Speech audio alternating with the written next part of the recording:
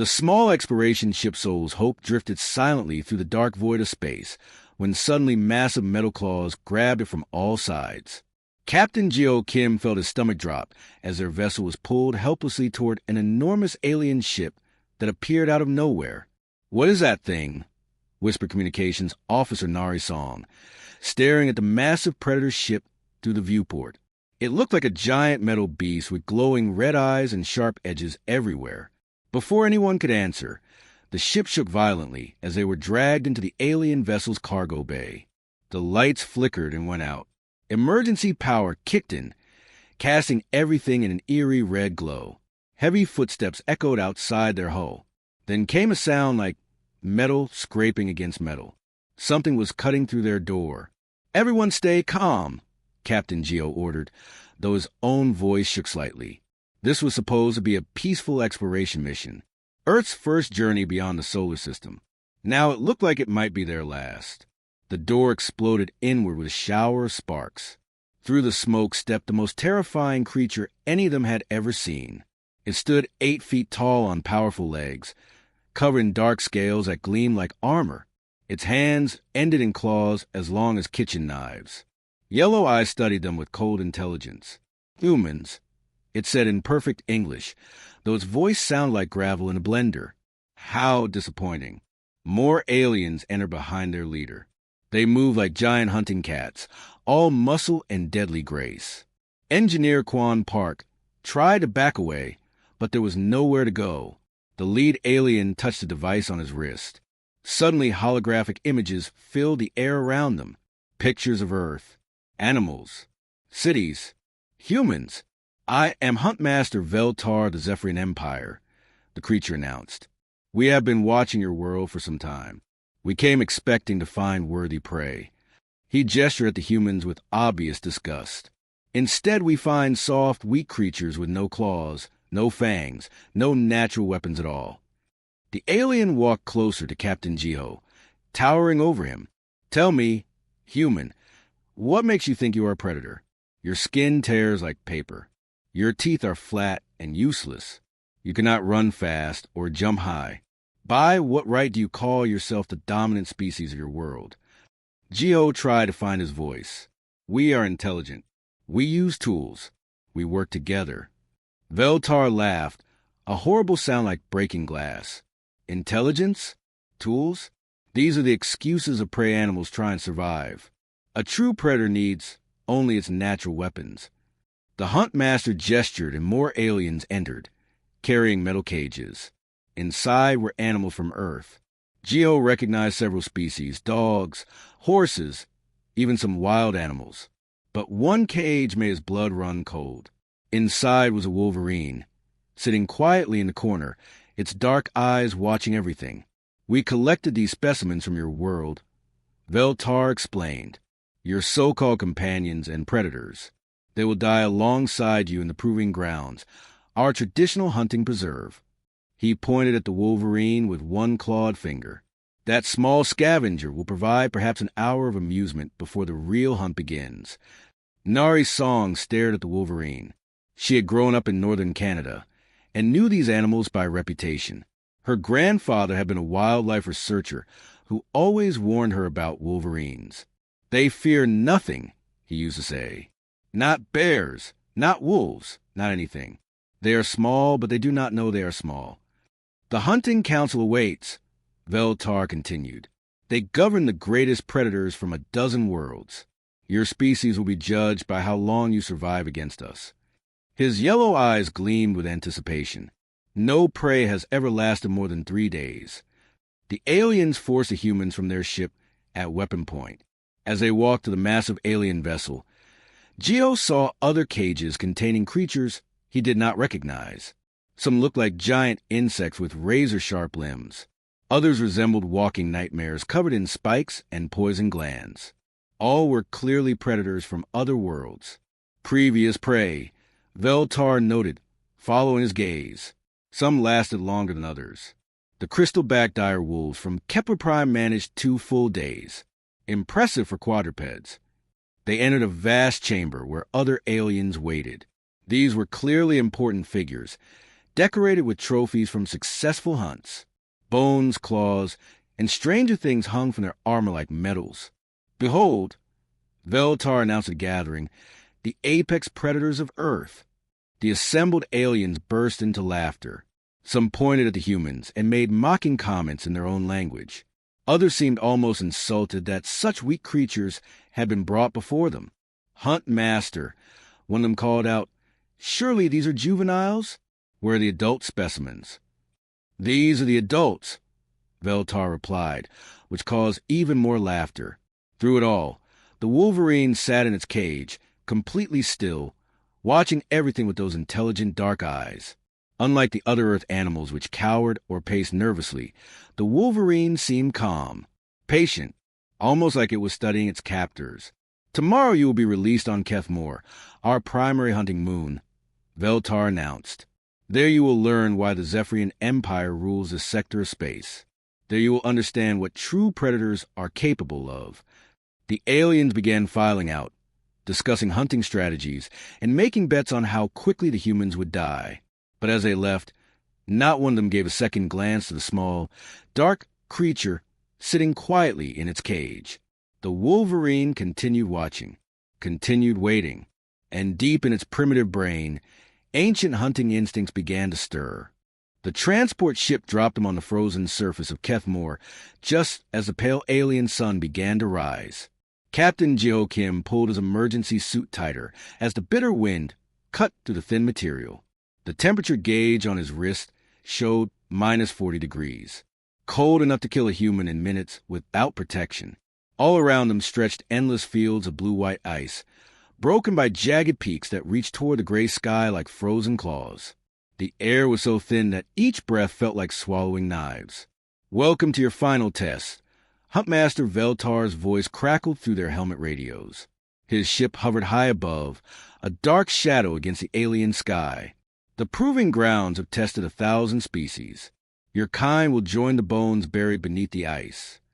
The aliens had given them basic survival gear, thin suits, emergency food, simple tools. Nothing that could be used as a weapon. The hunt was supposed to test natural abilities, not technology. Engineer Quan Park looked around at his crewmates. All 5 humans huddled together on a landing pad, their breath forming clouds of ice crystals. "How long do we have before they start hunting?" 1 hour, Veltar announced, clearly enjoying himself. "Use it wisely. It may be all the time you have left." Near the landing pad sat several metal cages. The Earth animals inside looked terrified and confused. Dogs whimpered and pressed against the bars. Horses stamped nervously, their eyes wide with fear. Most of the wild animals had retreated to the corners of their cages. But the Wolverine cage was different. The creature sat calmly in the center, completely still. Its thick dark fur made it look like a small bear, but there was something in its eyes that made Jiho nervous. It watched everything with sharp intelligence, like it was memorizing details. "Your pathetic companions will be released with you," Veltar continued. "Let us see how Earth's predators defend their pack." Communications Officer Nari Song knelt beside the Wolverine cage. She had studied these animals in school. They were the largest member of the weasel family, built like small tanks with powerful jaws and claws. But what made them legendary was their attitude. Wolverines fought grizzly bears and won. They stole kills from wolf packs. They had no sense of fear. "Hey there, little guy," she whispered through the bars. "Looks like we're in this together." The Wolverine turned its head toward her voice. For just a moment, their eyes met. Nari felt a chill that had nothing to do with the cold. The animal was not afraid. If anything, it looked eager. The cage doors opened automatically. Most of the Earth animals ran immediately, scattering across the ice in panic. But the Wolverine stepped out slowly, testing the frozen ground with its claws. It looked around once, then simply vanished into a crack between 2 ice boulders. 1 hour begins now, Veltar announced. "May your deaths teach the galaxy about the weakness of Earth." The humans scattered as planned. They had talked during the transport and agreed to spread out, make it harder for the aliens to hunt them all at once. Geo headed toward a field of ice caves he had spotted from the air. Medical Officer Ari Kim went toward some frozen cliffs. The others chose their own directions, but they were not alone on the ice. 6 Zephyrian hunters had been watching from hidden positions. Each one was a veteran killer, enhanced with cybernetic implants that made their already deadly abilities even more powerful. They carried traditional hunting weapons, curved blades that could cut through steel, and energy spears that never missed their target. Hunter Klex M.O. was the largest and strongest of the group. He had killed prey on 50 different worlds. His body was covered with scars from battles with creatures that would give nightmares to most humans. He tracked Pilot Boryun as she stumbled through the snow, leaving obvious footprints and heat signatures. This would be easy. Too easy, perhaps. The human moved like a frightened animal, making noise and leaving traces everywhere. Klex M.O. almost felt sorry for her. Almost. He followed her into a narrow canyon between 2 ice walls. The human had trapped herself. There was only one way out, and he blocked it. His claws extended with metallic clicks. His enhanced vision showed her heat signature clearly through the blowing snow. But as he moved forward for the kill, something felt wrong. The canyon was too quiet. Even the wind had stopped. Above him, clinging to the ice wall like a shadow, 40 pounds of pure fury waited for the perfect moment. The Wolverine had not run like the other animals. It had hunted, and it found prey. The attack came without warning. The Wolverine dropped from the canyon wall, landing squarely on the alien hunter's back. Its claws, designed to dig through frozen ground, found gaps in the scaled armor. Its jaws, powerful enough to crush bones, clamped down on the back of the alien's neck. Klex M.O. roared in surprise and pain. He was 3 times the size of his attacker, armed with advanced weapons, enhanced with cybernetic implants. But none of that mattered. The Wolverine held on with the grip of death itself, shaking its head back and forth like a dog with a toy. The mighty hunter thrashed and spun, trying to dislodge the creature. But Wolverines are built for this. Their loose skin and flexible spines make them almost impossible to shake off once they grab hold. Within minutes, the strongest of the alien hunters lay still in the crimson snow. The Wolverine stood over its kill, breathing hard but completely unharmed. From her hiding spot, Bor watched in amazement. She had just seen a house cat-sized animal kill a 7-foot-tall alien super predator. The Wolverine looked at her once, then disappeared back into the ice maze, already hunting for its next target. Weapons specialist Tae Huang presses back against the ice wall, tried to make himself invisible. Through the swirling snow, he could see the massive shape of a Zephyrian hunter moving closer. The alien's enhanced vision would find him soon. There was nowhere left to run. The hunter's name was Vextai, and he had killed prey on 40 different worlds. His claws had been surgically enhanced with metal tips. His muscles were strengthened with cybernetic implants. He moved through the frozen landscape like a living nightmare, completely confident in his abilities. Little human, Vextai called out in his grinding voice, "I can smell your fear. It makes the hunt more enjoyable." Tay held his breath. His suit's heater was failing, and he could feel the deadly cold creeping into his bones. In a few more minutes, the temperature would kill him even if the alien didn't. Vextai rounded the ice boulder, claws extended, ready to make his kill. But something made him pause. The scent was wrong. There was fear here, yes, but also something else. Something wild and angry. The Wolverine had been tracking the hunter for over an hour, learning his patterns. It moved through the ice maze like a ghost, using tunnels and cracks that the larger aliens couldn't even see. While Vextai focused on his human prey, the Wolverine studied his weaknesses. It struck from below. The ice beneath Vextai's feet exploded upward as 40 pounds of muscle and fury erupted from a hidden tunnel. The Wolverine's claws raked across the alien's legs, finding the soft spots between his armor plates. Its teeth, designed to crack through frozen caribou bones, bit down on the hunter's ankle. Vextai screamed in surprise and pain.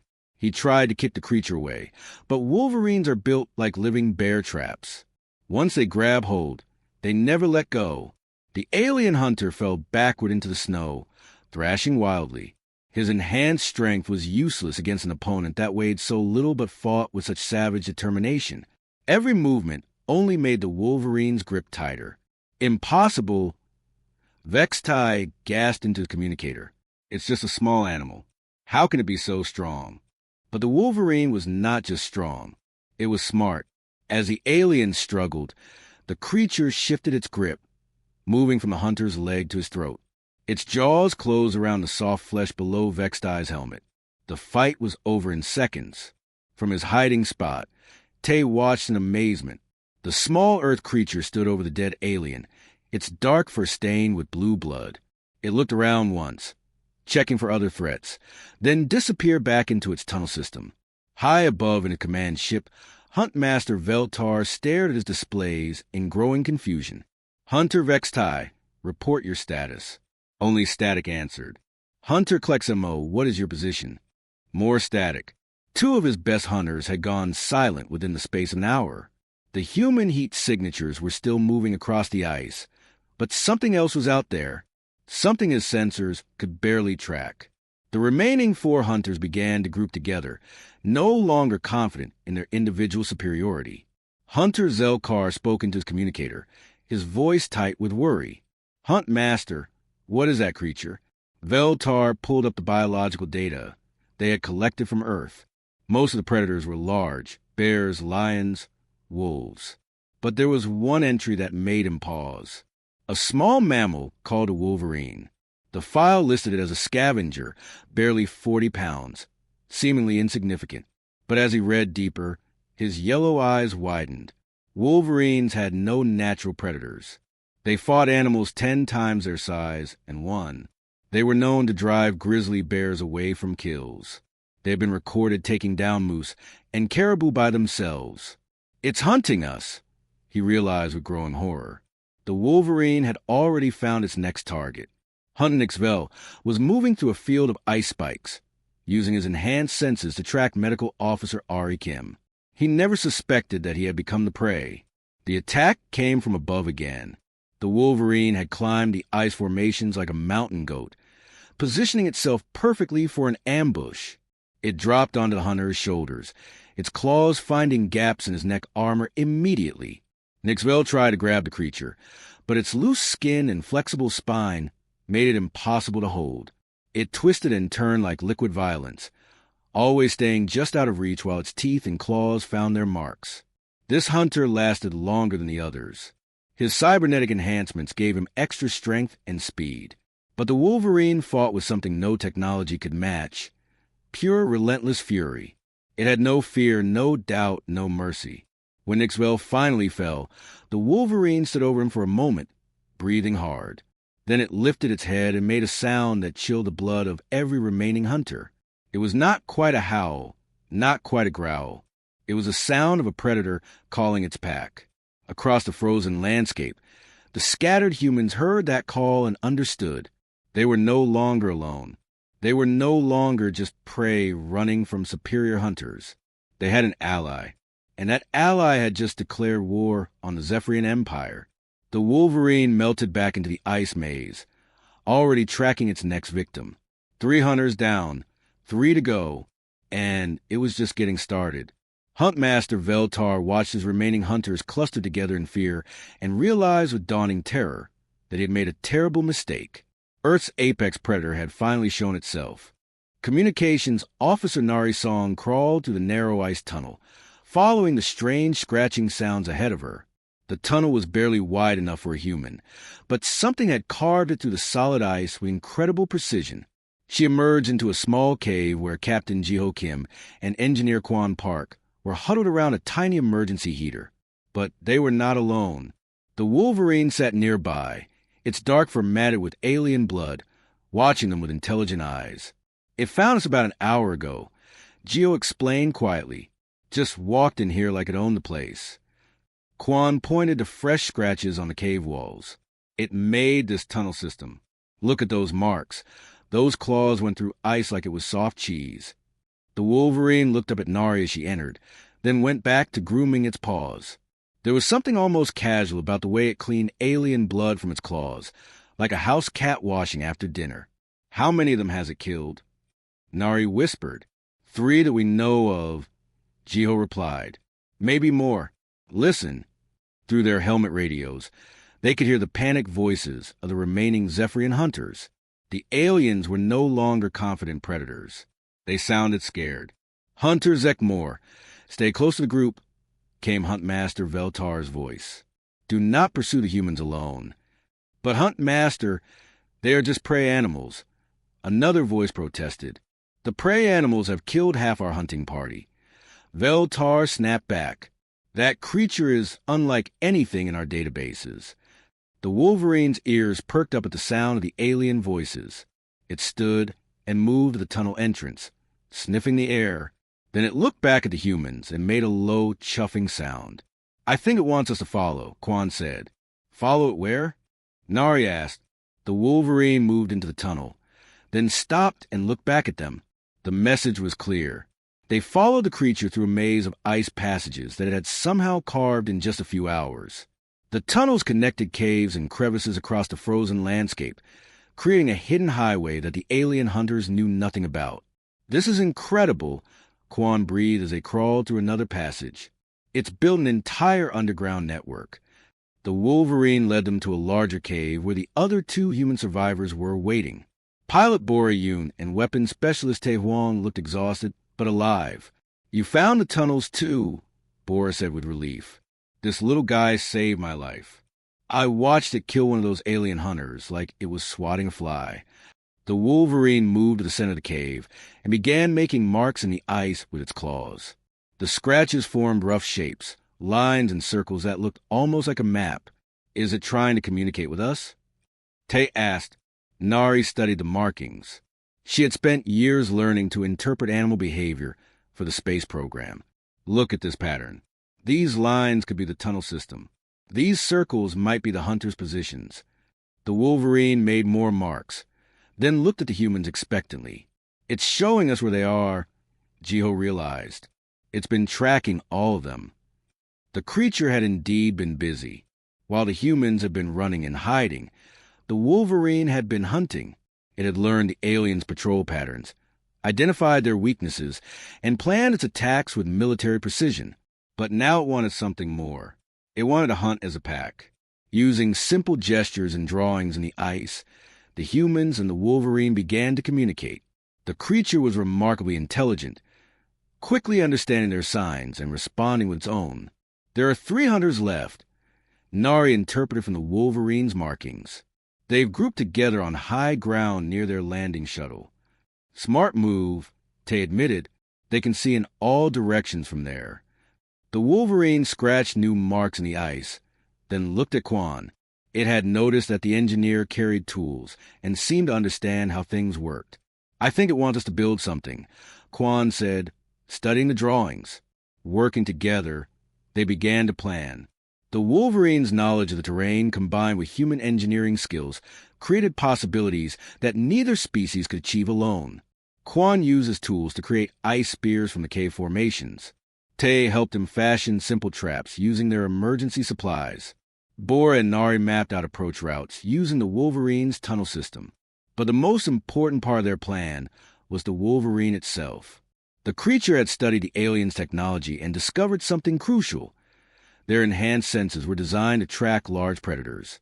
They had trouble detecting something as small and low to the ground as a Wolverine, especially when it moved through ice tunnels.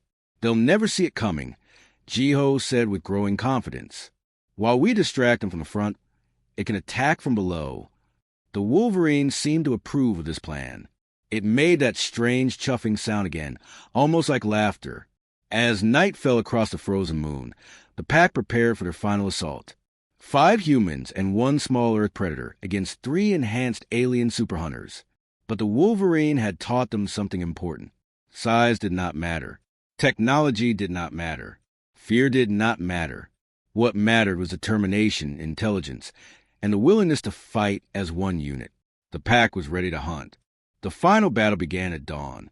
Huntmaster Veltar stood on a ridge of ice near his landing shuttle, surrounded by his 3 remaining hunters. They had built a defensive position, using their advanced weapons and technology. Energy barriers flickered around them, and motion sensors scanned in all directions. "This is madness," Hunter Kelvash muttered, checking his weapon for the 10th time.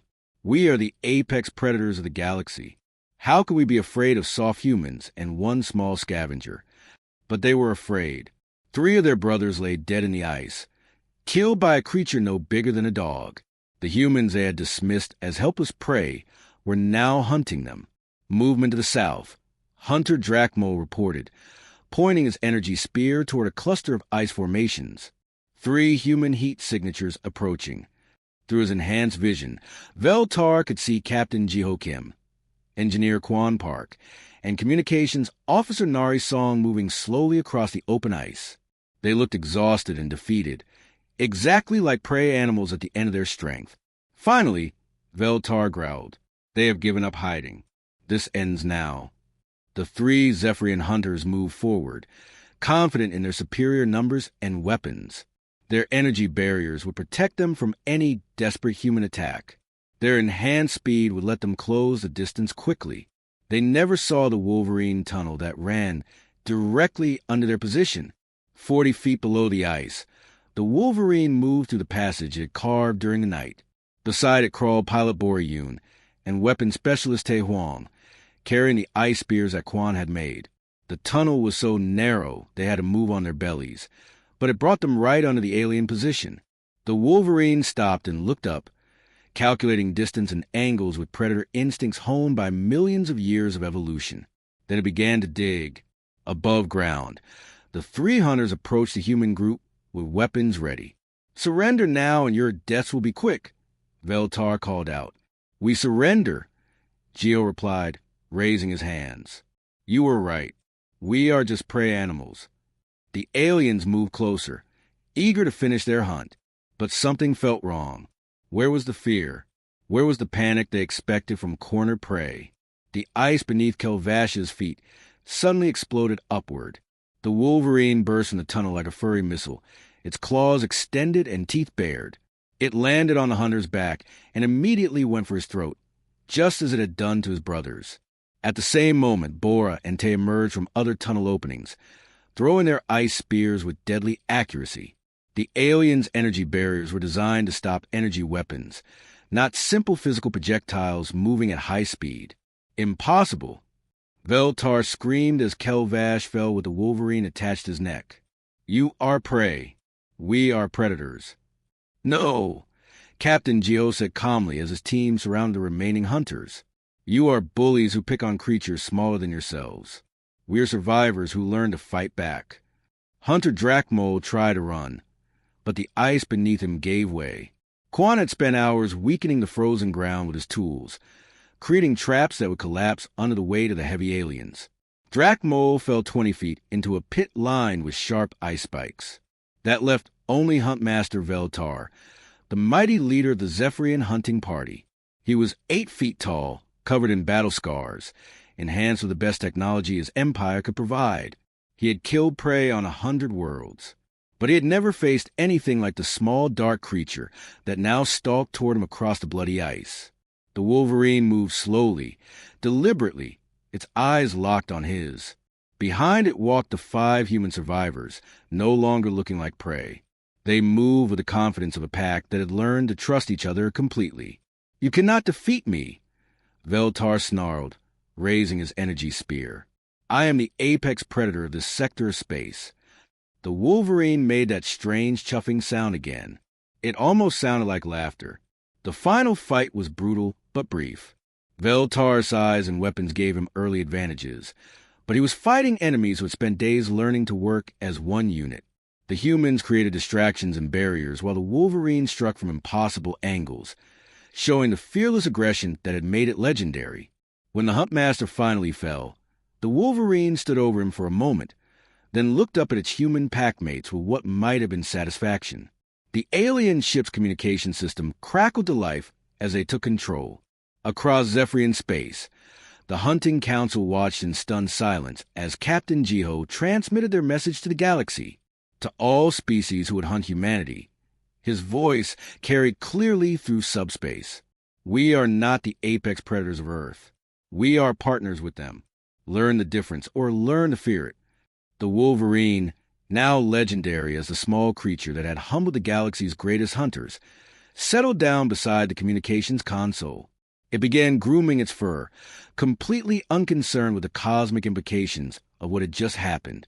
Within hours, the Galactic Council issued an emergency decree.